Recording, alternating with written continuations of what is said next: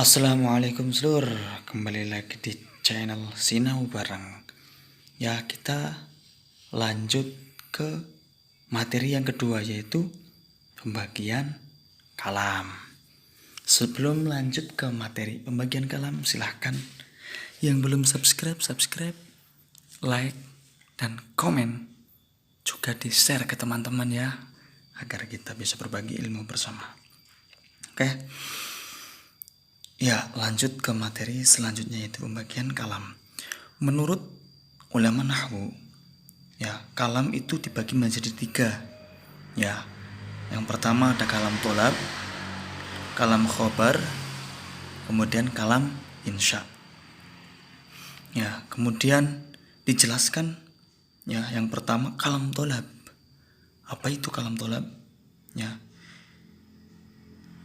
dijelaskan bahwa kalam tolab huwa ma yata'akharu wujudu ma'nahu an wujudil lafzihi, yaitu kalam yang wujud lafaznya itu mendahului wujud maknanya, ya, atau ya mudahnya kalau kalam tolab itu orang lebih dahulu ngomong baru maknanya itu terlihat gitu. Ya. Nah, di sini kalam tolab itu ya dilihat dari tolab gitu. Tolab kan artinya meminta, mencari gitu kan ya. Nah, contoh kalam tolab itu ya seperti kalimat perintah. Idrib zaitun gitu. Kita ngomong dulu baru jadi lafaz idrib itu diucapkan terlebih dahulu, baru pekerjaan memukulnya itu setelah kita selesai mengucapkan lafaz tersebut. Jadi lafaznya itu lebih dahulu daripada maknanya. Nah, kemudian kalam tolab itu dibagi menjadi 3, yaitu pertama tolab amar. Ya, pengertiannya huwa tolabul a'la ilal adna, yaitu permintaan dari orang atau zat yang derajatnya tinggi kepada orang yang derajatnya berada di bawahnya gitu. Contoh di sini mudahnya itu perintah ataupun ya perintah Allah kepada hambanya, kepada manusia. Contoh kalimat aqimus sholah, dirikanlah sholat oleh kalian, dirikanlah oleh kalian sholat, seperti itu. Intinya di situ perintah Allah kepada hambanya, kepada manusia untuk mendirikan sholat gitu. Kemudian yang kedua itu ada tolab doa, yaitu huwa tolabul adna ilal a'la, permintaan dari orang yang derajatnya rendah kepada orang yang derajatnya tinggi. Contoh yang mudah, yang mudah lah untuk digambarkan itu manusia kepada Allah berdoa gitu. Doa manusia kepada Allah. Contoh ya doa singkat mengenai Allahumma hdini fi man hadayat, ya Allah berikanlah aku petunjuk sebagaimana mereka yang telah engkau beri petunjuk. Seperti itu. Ya, itu tolab doa, permintaan dari seorang yang derajatnya rendah ke derajatnya tinggi.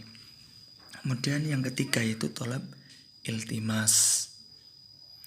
Tolab iltimas huwa tolabul adna ilal adna, yaitu permintaan seseorang kepada orang lain yang derajatnya itu setara, ya, derajatnya sama.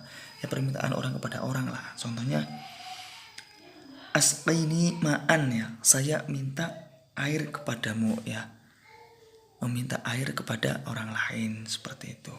Itu tolab iltimas. Kemudian pembagian kalam yang kedua yaitu ada kalam khobar. Pengertiannya apa? Huwa ma yahtamilu sidqa wal kidba fi lidatihi, yaitu kalam yang mengandung kebenaran atau kebohongan. Ya. Nah, untuk mengetahui kalam tersebut itu mengandung benar atau bohong itu tergantung kepada mutakalimnya. Ya, apabila dia orang yang dapat dipercaya, maka kalam tersebut benar. Namun apabila orang tersebut tidak dapat dipercaya, maka kalam tersebut bohong gitu. Ya, contoh kalam khobar yang mengandung kebenaran yaitu sabda Nabi ya. Contohnya seperti sabda Nabi, innal islama bada'a ghariban wa sayaudu ghariban. Islam datang dalam keadaan yang asing dan akan kembali pula dalam keadaan asing. Seperti itu. Jadi karena Nabi Muhammad itu adalah orang yang dapat dipercaya gitu ya. Bisa dikatakan setiap yang dikatakan itu benar gitu kan. Nah, maka kabar atau kalam yang disampaikan oleh Kanjeng Nabi terkait innal islama bada'a ghariban wa sayaudu ghariban itu adalah hal yang benar gitu. Kalam yang mengandung kebenaran gitu. Seperti itu. Nah, kemudian pembagian kalam yang ketiga itu kalam insya. Ya, apa itu kalam insya?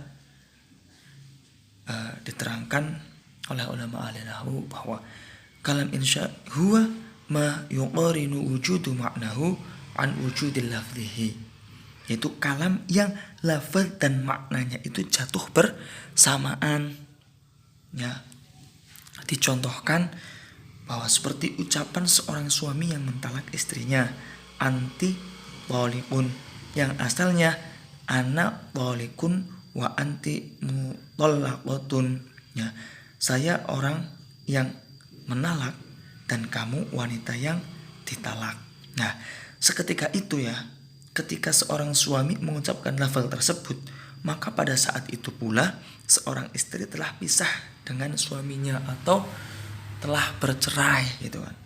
Jadi ketika seorang suami mengucapkan lafal tersebut penalakan, berarti ketika itu juga seorang istri itu terjatuh hukum talak gitu. Jadi wis cerai ketika itu juga gitu.